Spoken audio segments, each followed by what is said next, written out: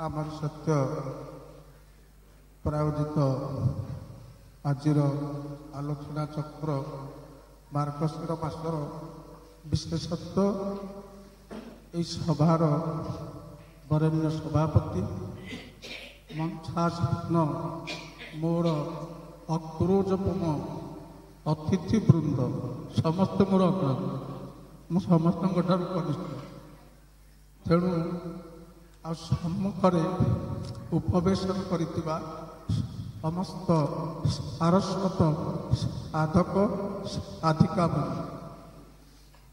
आदि बाबू जहाँ कहले मुख्य आकर्षण कहला मो देह जाने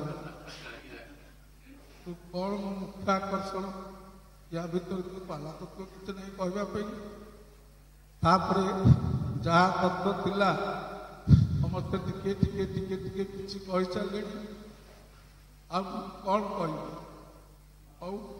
देखा माँ कृपा चारिपट गड़ा मुझे तेरे ये जो मार्गशीर मास आम सार कहले मृगशिरा नक्षत्र जो मासरे आकाश देखा जाए सेटा को मार्गशीर मास कहुए विशाखारू वैशाख ज्येष्ठारू ज्येष्ठ चित्रारू चैत्र एपरी उत्तर भाद्रपद और पूर्व भाद्रपद ये दुईटार है भाद्रव अश्विनी आश्विन इत्यादि ये नक्षत्र मान समय भाग को नहीं मास मानकर नामकरण सब करा ये जो मार्गशीर मास या देह जिते गुड़े पर्व होमर पद्मसा बहुत गुड़े कथा कहले आमर पुराण पंचमी सीता विवाह आउ गोटे कहले देव दीपावली इत्यादि कथा जिते पर्व या भितर मुख्य गोटे प्रथमाष्टमी आ गोटे हूँ माणबसा गुरुवार यही जोड़िक पर्व ये जोड़ा कहीं मुख्य कहूँ देव दीपावली जगन्नाथ दीपावली हेले ओडिशार पूरे पूरे घरे घरे धनी दरिद्र समस्त घरे कुटीर आरंभ कर राजप्रासा पर्यंत ये पालित हुए माणबसा आउ प्रथमाष्टमी आपको काटिपारे ना एटा हूँ आम ओडिशार स्वतंत्रता आमर त्रिलोचन सार कहला भाया ओडिशा काटू चोरी कर आनी आम ओडिशा राज्य एक कृषि भित्तिक राज्य एवं ये जो पर्व आई जो मार्गशीर मास यार कृषि पर अधिक गुरुत्व रही टे कहबी आम साधारणतः महालक्ष्मी पूजा ये मास कर माणबसा पूजा आज प्रथम आपण मान घरे आ घरे कौन होता मुझे आज माँ महालक्ष्मी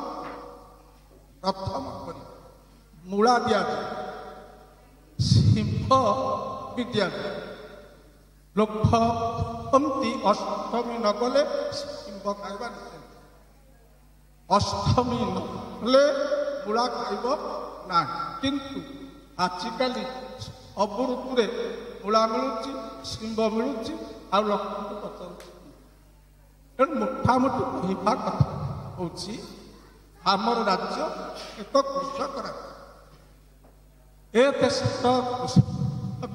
जमी बाड़ी जहाँ सब करे बिलरे खेतरे जहाँ सब करे आख आर आराध्य इष्ट जो देवदेवी समर्पित करे निजे ग्रहण आमर यहाँ आर्थिकता ये गोटे विश्वास देवादेवी विश्वास आमर आराध्य इष्ट ଦେବାଦେବୀ ମାନଙ୍କୁ ଆମେ ଆମ ବାଡ଼ିର ବିଲର ଅମଳ ମୂଳ ଶସ୍ୟ ବା ପନିପରିବା ଆମେ ଆଗ ତାଙ୍କୁ ଦେବୁ। ଇଏ ଆମର ସବୁ। ତାପରେ ଆମେ ଗ୍ରହଣ କରିବୁ। ଆପଣ ବିଚାର କରନ୍ତୁ, ଆଜି ଯେଉଁ ଇଟିଲି ହେଇଛି ଘରେ ଏଣ୍ଡୁରି ପିଠା, ଆଜି ଇଟିଲି ହେଇଗଲାଣି, ଆଗ କାଳରେ ଏଣ୍ଡୁରି ପିଠା। ଏ ଏଣ୍ଡୁରି ପିଠା ନୂଆ ଧାନ ଚାଉଳ ଏବଂ ନୂଆ ବିରି, ବିରି ପଦାରୁ ଆମଦାନୀ ହବ। ବିଲ ହିଡ଼ ମାନଙ୍କରେ ବିରି ବୁଣା ହେଇଥିବ। ଆମ ଗାଁ ପଟେ ପଦା ନାହିଁ, ବିଲରେ ସବୁ ହିଡ଼ରେ ବିରି ବୁଣା ହେଇଥିବ। ଏଇ ଯେଉଁ ନୂଆ ବିରି ଆଉ ନୂଆ ଚାଉଳ, ସେଇ ବିରି ଚାଉଳରେ ଇଟିଲି ତିଆରି କରାହବ। ମା ମହାଲକ୍ଷ୍ମୀ ଆଗ ସଂରକ୍ଷଣ କରାଯିବ। କାହିଁକି ନା ମହାଲକ୍ଷ୍ମୀ ହେଉଛନ୍ତି ଶସ୍ୟର ଅଧିଷ୍ଠାତ୍ରୀ, ଅଧିକାରୀ ଦେବୀ। କେବଳ ଶସ୍ୟ ନୁହଁ, ସମସ୍ତ ସମ୍ପଦ ଐଶ୍ୱର୍ଯ୍ୟର ସେ ହେଉଛନ୍ତି ଅଧିକାରୀ ମା ମହାଲକ୍ଷ୍ମୀ। ଏଣୁ ଆଗ ମହାଲକ୍ଷ୍ମୀକି ଦିଆଯିବ। ଏଣୁ ମୁଁ କହିବା କଥା ହେଉଛି, ଏବେ ଆପଣ କହିବେ ମୁଁ ତ ଧାନ କଟା ହେଇନି, ନୂଆ ଧାନ କୁଆଡ଼ୁ ଆସିବ, ନୂଆ ଚାଉଳ କୁଆଡ଼ୁ ଆସିବ? ଆଜି ପ୍ରାକୃତିକ ପାଣିପାଗ ତାର ପରିବର୍ତ୍ତନ ହେଇଛି। ଆମେ ପିଲାଦିନେ ଶୁଣୁଥିଲୁ, ଆମ ବାପା ଇତ୍ୟାଦି କହୁଥିଲେ, ଜ୍ୟେଷ୍ଠ ପୂର୍ଣ୍ଣିମା, ଦେବସ୍ନାନ ପୂର୍ଣ୍ଣିମା ବିଲ ବେଉଷଣ ହୁଏ। ଆପଣ ବିଚାର କରନ୍ତୁ, ଯଦି ଜ୍ୟେଷ୍ଠ ପୂର୍ଣ୍ଣିମାରେ ବିଲ ବେଉଷଣ ହେଲା, ତାହେଲେ ମାର୍ଗଶିର ବେଳକୁ ନୂଆ ଚାଉଳ ଆସିଥିବ ନା ନାହିଁ? ମୁଁ ଜାଣିଛି ଆମର କିଛି ଜମି ଥିଲା, ସେଗୁଡ଼ାକ କାର୍ତ୍ତିକ ମାସ ଦୀପାବଳି ପରେ ସେ ଜମି ଆମର ଧାନ କଟା ହେଇଛି। ତେଣୁ ଗୋଟିଏ ଜିନିଷ ହେଉଛି, ଏଇ ଯେଉଁ ମହାଲକ୍ଷ୍ମୀଙ୍କ ପୂଜାରେ ଆମେ ଧାନ ମେଣ୍ଟା ଦେଉ। ଶୀତ ଦିନେ ଆଉ ଗୋଟେ ଭଲ ଫସଲ ଆମର ଆମଦାନୀ ସବୁଠୁ ସୁଆଦିଆ, ଯାହା ନାଁ ହେଉଛି ଆଖୁ।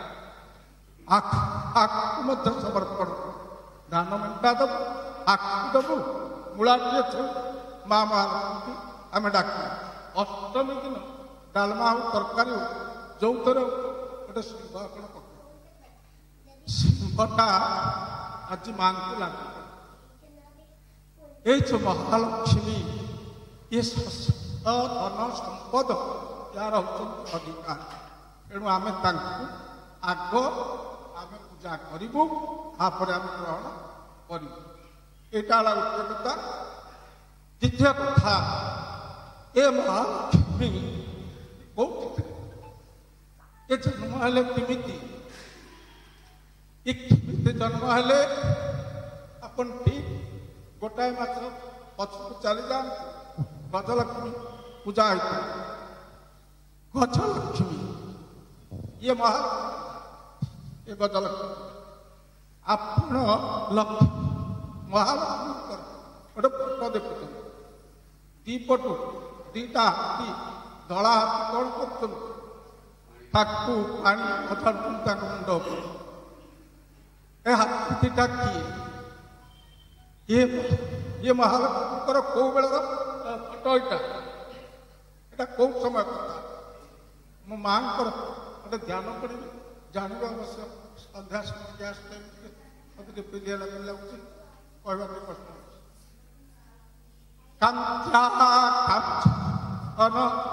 सन्निधानी प्रक्षुर्पीयर गजई हस्त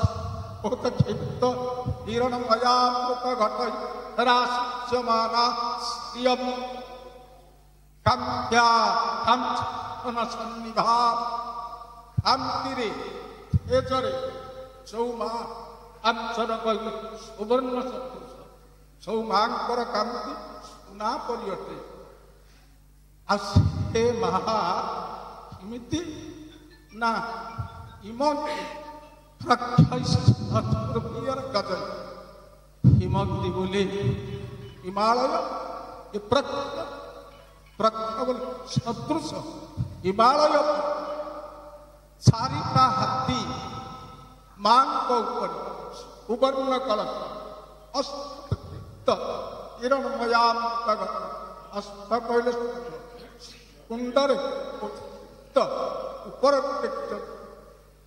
ହିରଣ୍ମୟାନ୍ତ ଘଟ ହିରଣ୍ମୟ ବୋଲେ ସୁବର୍ଣ୍ଣର ଅମୃତ ଘଟ ଏ ଅମୃତ ଘଟ ଅଭିଷେକ କରୁଛନ୍ତି ମାଙ୍କ ଉପରେ ଏଟା କୋଉ ସମୟ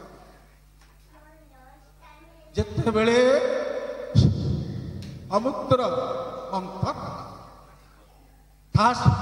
ଏହି ସମୟରେ ମା ଜନ୍ମ ମହାଲକ୍ଷ୍ମୀ ଜନ୍ମ ହେଲେ ସମୁଦ୍ର ମନ୍ଥନ ବେଳେ ଏ ଲକ୍ଷ୍ମୀ ଜନ୍ମ ହେଲା ବେଳେ ଲକ୍ଷ୍ମୀଙ୍କ ଉପରେ ସିଏ କୁମାରୀ ସିଏ ଲକ୍ଷ୍ମୀ ବୟସ ହେଇଥିଲା ଜନ୍ମ ହେଲା ବେଳେ ଚାରିଟା ଏ ଚାରିଟା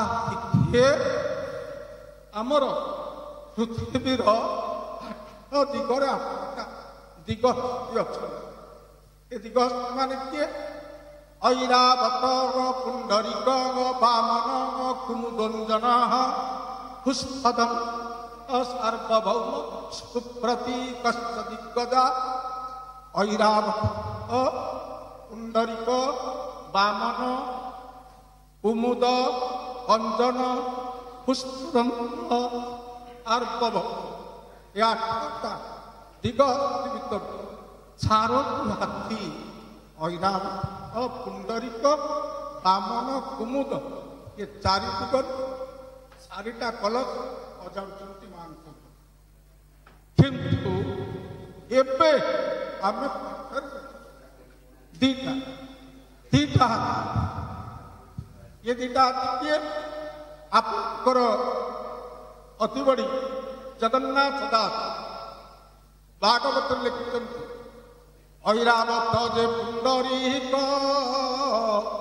ଲକ୍ଷ୍ୟ କଲେ ଅଭିଷେକ ଐରାବତ ଆଉ ପୁଣ୍ଡରୀକ ଗୋଟିଏ ପାଖରେ ଐରାବତ ଅଛନ୍ତି ଆଉ ଗୋଟିଏ ପାଖରେ ଅଛନ୍ତି ପୁଣ୍ଡରୀକ ଇଏ ଲକ୍ଷ୍ମୀ ଅଭିଷେକ କଲେ ତେଣୁ ଲକ୍ଷ୍ମୀଙ୍କ ସହିତ ଗଜ ଜନ୍ମ ହେଇଥିଲେ ଆଉ ପିଲାଦିନେ ମା ମହାଲକ୍ଷ୍ମୀ ଏଇ ବରୁଣ ରାଜା ଏଇ ଗଜମାନଙ୍କ ସହିତ ଏ କ୍ରୀଡ଼ା କରୁଥିଲେ ମହାଲକ୍ଷ୍ମୀ କ୍ରୀଡ଼ା କରୁଥିଲେ ଏବେ ଏ ଯୋଉ ଲକ୍ଷ୍ମୀ ବରୁଣ ରାଜାର ପୁଅ ସମୁଦ୍ର ଭିତରକୁ ମା ଗଲେ ମା ସମୁଦ୍ର ଭିତରକୁ ଗଲେ ୟା ପଛରେ ଗୋଟେ ପୁରାଣ କାହାଣୀ ସାର୍ ମୋତେ ସବୁ ବିଭିନ୍ନ କଥା କହିଲେ ସାମାଜିକ କଥା ଆଉ ଆମର ଆଧ୍ୟାତ୍ମିକତା ଇତ୍ୟାଦି କଥା ମୁଁ ଟିକେ ଛାଡ଼ି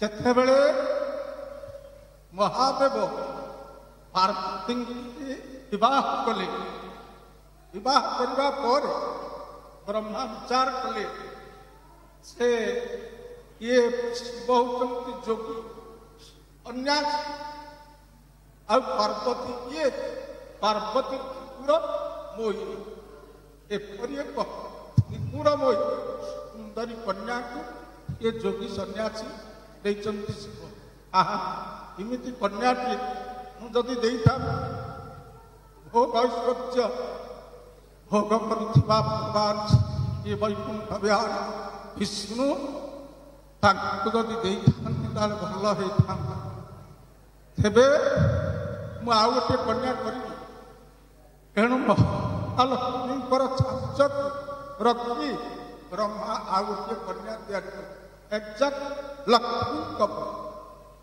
କିନ୍ତୁ ଗୋଟେ ବ୍ୟତିକ୍ରମ ମୁଁ ତା ଭିତରେ ଇଏ କରୁ କରୁ ଏ କନ୍ୟାର ଗୋଟେ ଆଖି ତେରା ବୋଲେ ଆହା ଏଡ଼େ ଆଶା କରିକି କରିଥିଲି এইটা টেরিটা এ যা কুয়াড়ে সমুদ্র ভিতরে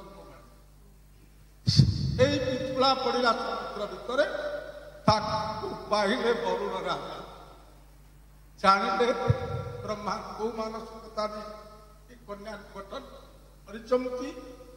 ଏଣୁ ଭଗବାନ ନାରାୟଣଙ୍କୁ ଦବା ପାଇଁ ଏ ବରୁଣ ରାଜା ଏଇ କନ୍ୟାକୁ ସେଇ ଦିନଟା ସାଇତିକିରି ରଖିଲେ। ଏଣୁ ଆପଣମାନେ ବିଚାର କରିବେ, ସମୁଦ୍ର ମନ୍ଥନ ବେଳେ ସବୁ ବାହାରିଲା ଏଇ କନ୍ୟା ମହାଲକ୍ଷ୍ମୀ ପାଇଲେ। ଭଗବାନ ନାରାୟଣ ଏଲେ ବୈକୁଣ୍ଠ ଘରଣୀ ଆଉ ବୈକୁଣ୍ଠର ସାମନ୍ତାଣୀ। କହିଲେ ତ ଅନେକ କଥା ଅଛି। ଏଣୁ ଏହିପରି ଉମା ମହାଲକ୍ଷ୍ମୀ, ଏ ମହାଲକ୍ଷ୍ମୀ ହେଉଛନ୍ତି ଆମ ଖୁସିର ବିଶେଷତଃ ଧନ ସମ୍ପଦ ଆଉ ଖୁସିର ଦେବୀ ହେଉଛନ୍ତି ଆମର ମା ମହାଲକ୍ଷ୍ମୀ। ଏ ମହାଲକ୍ଷ୍ମୀଙ୍କର ବୁଝା ଏବଂ ଆଉ କିଛି ସାମାଜିକ ସଂସ୍କାର ଆକୁ ଆଜ୍ଞାଗରେ ରଖି ବଳରାମ ଦାସ କଲେ ଆମର କ'ଣ ନା ଲକ୍ଷ୍ମୀ ପୁରାଣ, ମାଣବସା ଲକ୍ଷ୍ମୀ ପୁରାଣ, କିଛି ସାମାଜିକ ସଂସ୍କାର ଆଉ ମା ମହାଲକ୍ଷ୍ମୀଙ୍କର ପୂଜା ଦିଟାକୁ ରଖୁଛନ୍ତି ସମୟ। ଜଣେ ପୁରୁଷର ନାରୀ ପ୍ରତି କର୍ତ୍ତବ୍ୟ କ'ଣ, ଜଣେ ନାରୀର ପୁରୁଷ ପ୍ରତି କର୍ତ୍ତବ୍ୟ କ'ଣ, ପରିବାର ପ୍ରତି କର୍ତ୍ତବ୍ୟ କ'ଣ। ନାରୀର ଅନ୍ୟ ନାମ ହେଉଛି ମା। ମା ହେଲେ ପରସିଲା ବେଳେ ସ୍ୱାମୀର ବି ମା, ପୁଅର ବି ମା, ଦିଅରର ମା, ଦେଢ଼ଶୁରର ବି ମା। ମା ଭାବରେ ସମସ୍ତଙ୍କୁ ସମାନ ଭାବରେ ସେ ପରିବେଶ। ଯେଉଁ ନାରୀର ଆଖିରେ ଏ ପାତର ଏ ଭୋଗିରେ ହବ, ଏ ବାର୍ତ୍ତା ଦେଇଛନ୍ତି ବଳରାମ ଦାସ। ତେଣୁ ନାରୀ ଜାତି ପାଇଁ ଏଇଟା ଗୋଟେ ବାର୍ତ୍ତା ରହିଛି। ଆଉ ଅନ୍ୟାନ୍ୟ ଅନେକ କଥା ଅଛି ଯୋଉଟା କହିଲେ ଆଜିକାଲି ନାରୀମାନଙ୍କୁ ଦିହରେ ଯିବନି, ଖାଇକି ଯିବନି।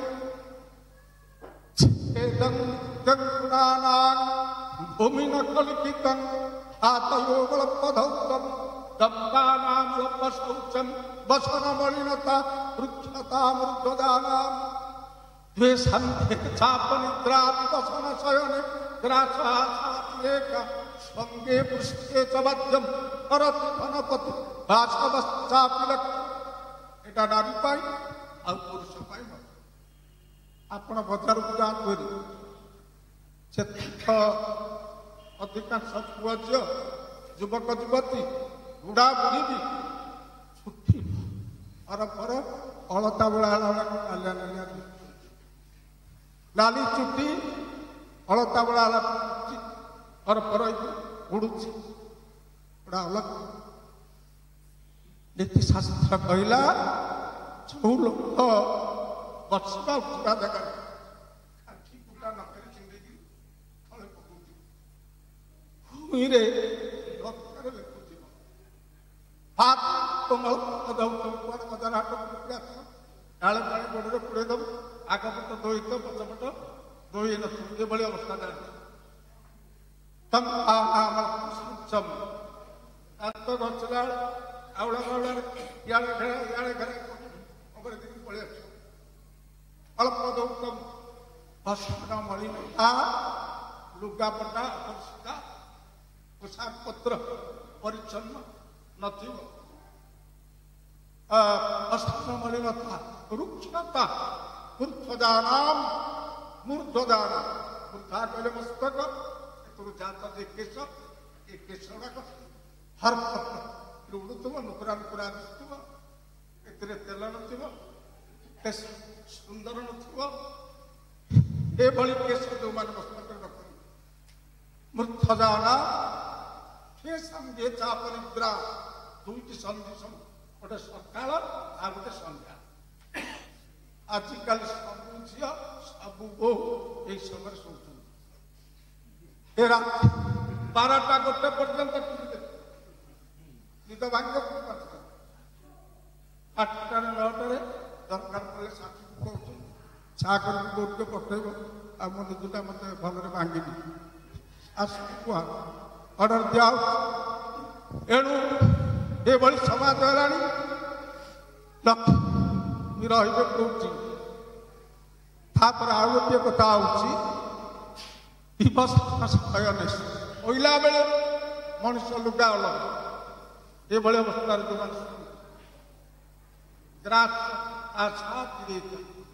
ଆଇଲା ବେଳେ ଗୁଡ଼ାଏ ଆଉ ସଙ୍ଗେ ବାଦ୍ୟ ଜଙ୍ଘରେ ପିଠିରେ ଦିନକାଟ ତା କହିକି ବାଜା ବଜା ହରତି ଧନପତି ବାସ ଚା ଧନପତି ଯେ କୁବେର ବାସ ହବ ଯେ ହିନ୍ଦୁ ହେଲେ ମଧ୍ୟ ଲକ୍ଷ୍ମୀ ରହିବ। ଲକ୍ଷ୍ମୀ ଛାଡ଼ିକିରି ପଳେଇବେ। ଲକ୍ଷ୍ମୀ ରହିବେ କୋଉଠି? ଲକ୍ଷ୍ମୀ ପଦ୍ମବନେ କଦମ୍ବ କୁସୁମେ ଶ୍ରୀ ବିଷ୍ଣୁ ବକ୍ଷಸ್ಥଳେ ମାତଙ୍ଗେ ଥୁଲଗେ ବୃଷେ ଚ ଧବଳେ ଗୋଷ୍ଠେ ସୁଗନ୍ଧାଳୟ ଦମ୍ପତ୍ୱର ବଦନେ ନରେନ୍ଦ୍ର ଭୁବନେ ଗୁରୁପଙ୍ଗନା ସୁବନେ ସର୍ବତ୍ରୈକ ବିରାଜିତାଗ୍ନମୟୀ ଶୀତେ ପିତେ ବାସସି। ଏ ଯୋଉ ଅନୁକୂଳ କଥାଟା କୁହାଗଲା ଯାଉନି ପଦ୍ମବନେ ଲକ୍ଷ୍ମୀର ମୁଁ ଟିକେ ଆସେ ବି ଆମର ଏଇ ମାର୍ଗଶିର ମାସ ବିଭିନ୍ନ ଦିଗରୁ ଆଲୋଚନା କରିବା। এই ମାସଟା ଯୋଉ ପାଣିପାଗ এটা କୋଉ ଋତୁ ଋତୁ ଭିତରେ ଏଟା ହଉଛି ହେମନ୍ତ। ଆମେ ପିଲାଦିନେ ପଢିଥିଲେ ହିମେ କାର୍ତ୍ତିକ ମାର୍ଗଶିର ରାତିରେ ପଡଇ ଶିଶିର। ଏ ଯୋଉ ଶିଶିର ଏଇଟା ହଉଛି ପଦ୍ମର କାଳ। ଶିଶିର ପାତ ହେଲେ ପଦ୍ମ ପଡିଯାଏ। ଇଏ ପଦ୍ମ ବନ ରହେ ନାହିଁ। ଶିଶିର ପଦ୍ମବନକୁ ନଷ୍ଟ କରେ।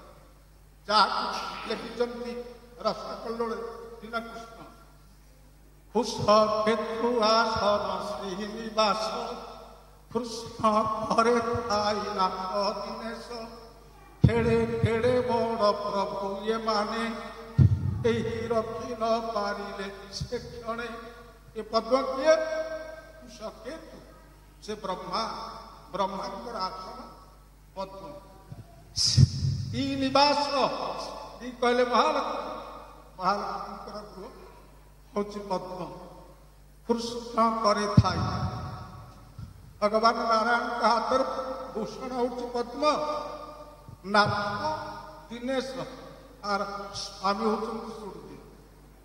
এড়ে কেড়ে বড় প্রভু এই যে শিশির ঋতু আসিলা এই কার্তিক মার্গশির এই মাসরে এড়ে এড়ে প্রভু আই মধ্য এ পদ্মକୁ କେହି ରକ୍ଷା ଦେଇପାରିଲେ ନାହିଁ।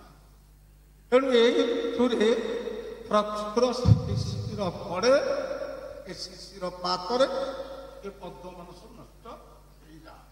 କେତେ ଗୋଟିଏ କଥା ଲକ୍ଷ୍ମୀ କଥା କହି ଏ ଯୋଉ ସାମାଜିକ ସଂସ୍କାର ଆପଣମାନେ ଆଜିକେ ସମସ୍ତେ ଜାଣନ୍ତି। ମୁଁ କହିବାଟା ଗୁଡ଼ାକ ବିରକ୍ତି ହବ। ସେ ମା ମହାଲକ୍ଷ୍ମୀ ଖଣ୍ଡାଳୁଣୀ ଘରେ ଦୁଆରେ ଝୋଟି ପକେଇଛି ପଦ୍ମ। ମାଙ୍କର ପଦ୍ମରେ ଶ୍ରଦ୍ଧା ଯାଇକି ସେଇଠି ଠିଆ ହେଲେ। ବଡ଼ ଭାଇ ବଳରାମ ଦେଖିଲେ। ଜଗନ୍ନାଥଙ୍କୁ ଯାଇକରି ଧିକ୍କାର କଲେ। ଚଣ୍ଡାଳ ଘରକୁ ଯାଉଛି ବିଭିନ୍ନ ଅଚ୍ଛବ ଘରକୁ ଯିବ ଆଉ ସେଇ ଲୁଗାପଟା ପିନ୍ଧିଥିବ ଆସିକରି ବଡ଼ ଦେଉଳରେ ପଶିବ ସବୁ ବିଟଲା। ଯାହା ହେଲା ସେ ଲକ୍ଷ୍ମୀ ଛାଡ଼ିତା ହେଲେ ସେ ଅଭିଶାପ ଦେଇକିରି ଗଲେ। ସେ 12 ବର୍ଷ ପର୍ଯ୍ୟନ୍ତ ତୁମକୁ ଅନ୍ନ ପାଣି କିଛି ମିଳିବ ନାହିଁ ଏବଂ ତାହା ହିଁ ହେଲା। ଏପରି ଯୋଉ ହାତୀ କରାଗଲା ବଳରାମ ଦାସ କଲେ। ଏଇଟା କାହିଁକି ସେ କଲେ? ଏଇଟା କରିବା ପଛରେ ଗୋଟେ ସାମାଜିକ କାରଣ ଆମର ରହୁଛି। ସମାଜ ମନୁଷ୍ୟକୁ ନେଇକି ଗଠିତ। ଯଦି ପଞ୍ଝାଏ ମନୁଷ୍ୟ ସଦାବେଳେ ଉଚ୍ଚ ବର୍ଗର କହି ନିଜର ସୁଖ ସ୍ୱାଚ୍ଛନ୍ଦ୍ୟ ପାଉଥିବେ ଆଉ ପଞ୍ଝାଏ ମଣିଷ ଅନଗ୍ରସର ଭାବରେ ଅସ୍ପୃଶ୍ୟ ବୃଣ୍ୟ ହେଇକରି ପଡ଼ି ରହୁ, ତାହେଲେ ସମାଜର ଗୋଟେ ଅଙ୍ଗ ନଷ୍ଟ ହେଇଯାଉଥିବ, ଗୋଟେ ଅଙ୍ଗର ଉନ୍ନତି। ଏହା ଦ୍ୱାରା ଜାତି, ସମାଜ, ଦେଶ କେବେ ଆଗକୁ ଯାଇପାରିବ ନାହିଁ। ସବୁଠାରୁ କବି ଡମ୍ବରୁଧର ପରିଡ଼ା ଲେଖିଛନ୍ତି, ଗୋଟାଏ ପଦ ମୁଁ କହୁଛି, ପଦେ ଦଳ ଯାକୁ ନିଚ୍ଛ ହେୟ ଭାବି ସେ କି ହେ ମାନବ ନୁହେଁ, ଏକ ନାରାୟଣ ସଫଳ ଅନ୍ତରେ ଏକା ଭଳି ପୂଜା ଚାହେଁ, ସମସ୍ତଙ୍କ ଦେହ ଏକ ପରମାତ୍ମା ବିଦ୍ୟମାନ। ଆମେ ଯାହା ଚାହୁଁଛ ମୁଁ ବି ସେୟା ଚାହୁଁ, ଆମେ ମଣିଷ, ସିଏ ହେଉଛି ମଣିଷ। ଏଣୁ ମଣିଷକୁ ମଣିଷ ଦୃଷ୍ଟିରେ ଦେଖ, ମଣିଷ ଭିତରେ ବିଭେଦ ରଖ ନାହିଁ। ଶେଷରେ ଏଇ କଣ୍ଡିସନରେ ମା ମହାଲକ୍ଷ୍ମୀ ବଡ଼ ଦେଉଳକୁ ଆସିଲେ। ଏଇଠି ଅଣ୍ଡାଳ ହାତରୁ ଉମ ମହାପ୍ରସାଦ ନେଇ ବ୍ରାହ୍ମଣମାନେ ଭୋଜନ କରିବେ ଏବଂ ହାତ ମୁଣ୍ଡରେ ପୋଛିବେ। ତାହେଲେ ମୁଁ ବଡ଼ ଦେଉଳ, ନହେଲେ ମୁଁ ଯିବି ନାହିଁ। ଯିବାର ଅର୍ଥ କ'ଣ? ସମସ୍ତେ ଏକାକାର ହେବେ। ତେଣୁ ମୋର କହିବାର କଥା ହେଉଛି, ଆଉ ଗୋଟିଏ ଟିକେ କଥା କହିକି ମୁଁ ସମାପ୍ତ କରିଦେବି। ସେ ସବୁ ଦେଶର କୃଷି ଯେତିକି ସୁଦୃଢ଼, ଏ ଦେଶର ଡିଫେନ୍ସ ପ୍ରତିରକ୍ଷା ସେତିକି ହେଉଛି ଦୃଢ଼। କାହିଁକିନା ପ୍ରତିରକ୍ଷା ନିର୍ଭର କରୁଛି ସମ୍ପୂର୍ଣ୍ଣ ରୂପେ କୃଷି ଉପରେ। ଯଦି ପେଟକୁ ଦାନା ନାହିଁ, ଆଉ ପ୍ରତିରକ୍ଷା କରିବା ପାଇଁ ସୀମାନ୍ତରେ ଲଢ଼େଇ କରିବ କି? এইଥିପାଇଁ ଆମର ପୂର୍ବତନ ପ୍ରଧାନମନ୍ତ୍ରୀ ଲାଲ ବାହାଦୁର ଶାସ୍ତ୍ରୀ କହିଥିଲେ, ଜୟ ଯବାନ ଜୟ କିଷାନ। ଇଏ ନଖ ମାଂସ ପରି ପରସ୍ପର ହେଉଛନ୍ତି ଜଡ଼ିତ। ଗୋଟେ କହିବି, ଗୋଟିଏ କହୁଛି, ସର୍ମବତ୍ ବ୍ରାହ୍ମଣସ୍ୟ ସ୍ୟାତ୍ ରାଜ୍ಞୋ ବର୍ମ ସମନ୍විତମ୍ ବୈଶ୍ୟସ୍ୟ ଅପୁଷ୍ଟି ସଂଯୁକ୍ତମ୍ ଶୂଦ୍ରସ୍ୟ ଯୁଗୁପ୍ସିତମ୍। এটা মনুসংখ্যার স্রোত। ব্রাহ্মণ মান রাজা শর্মা, আপনি দেখতে অমর শর্মা, সমর শর্মা, ক্ষত্রিয় মান কুହାଯାଏ ବର୍ମା, ଆଉ ଯୋଉ ବୈଶ୍ୟ ସେମାନଙ୍କୁ କୁହାଯାଏ ଗୁପ୍ତ, ଆଉ ଶୂଦ୍ର ସେମାନଙ୍କୁ କୁହାଯାଏ ଦାସ। ବୈଶ୍ୟମାନଙ୍କୁ ପୁଷ୍ଟି ବା ଗୁପ୍ତ ବୋଲି କୁହାଯାଏ। କାହିଁକି କୁହାଯାଏ? ସମସ୍ତଙ୍କର ମଙ୍ଗଳ, କଲ୍ୟାଣ, ହିତ। ଯେଉଁମାନେ ଦେବାଦେବୀ ପୂଜା କରି ସମାଜ ହିତ ଚିନ୍ତା କଲେ, ମଙ୍ଗଳ ଚିନ୍ତା କଲେ, ଦେଶର ହିତ ଚିନ୍ତା କଲେ, ମଙ୍ଗଳ କାମନା କଲେ, କର୍ମ କହିଲେ ମଙ୍ଗଳ କଲ୍ୟାଣ ସେମାନେ। ଏବଂ କର୍ମ କହିଲେ କବଚ, ଯେଉଁମାନେ ଦେଶକୁ ରକ୍ଷା କଲେ, କବଚ ପରି ଦେଶକୁ ଆବୃତ କରି ରକ୍ଷା କଲେ, ସେମାନେ କ୍ଷତ୍ରିୟ।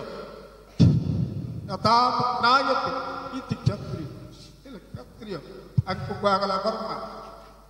ଯେଉଁମାନେ ଏଇ ବାଣିଜ୍ୟ ବ୍ୟବସାୟ ଇତ୍ୟାଦି କରି ଦେଶର ଏ ଯେଉଁ ବାଣିଜ୍ୟିକ ବୃଦ୍ଧି କରେଇଲେ, ଧନ ସମୃଦ୍ଧି କରେଇଲେ, ସେମାନେ ଗୁପ୍ତା ପାଳନ କରିବା, ଦେଶକୁ ପାଳିଲେ, ଦେଶର ଧନ ସମ୍ପତ୍ତି ବଢ଼େଇଲେ।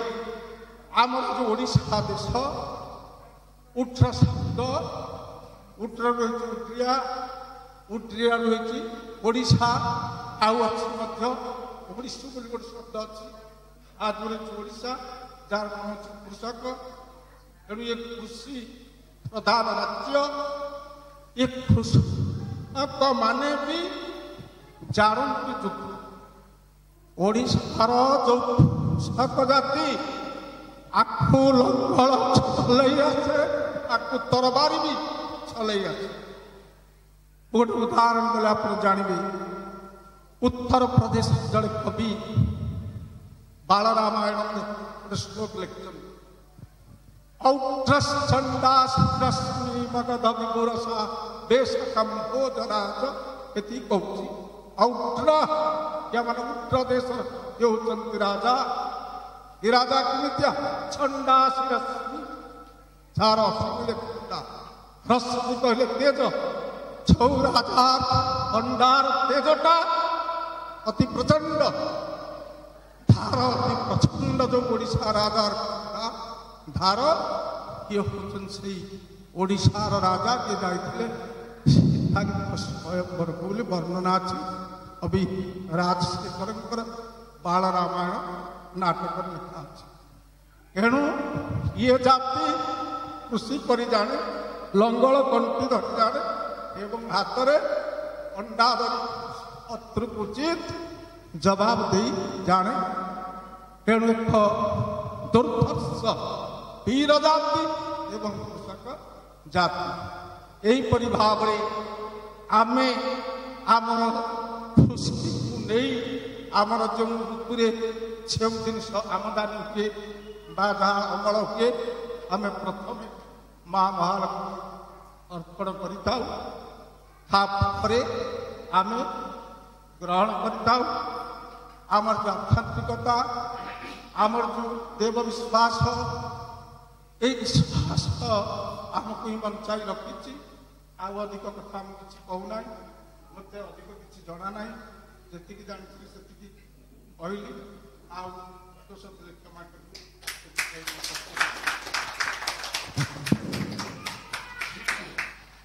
बहुत बहुत धन्यवाद सर आपण किसी जना ना किंतु बहुत कथा कहले जो समाज संस्कृत धारू ऐतिह्य धारू आध्यात्मिक और पौराणिक तथ्य पुणी कवि मानकर जो व्याख्या कर श्लोक ताकू ही आप सुंदर रूप आमर आगे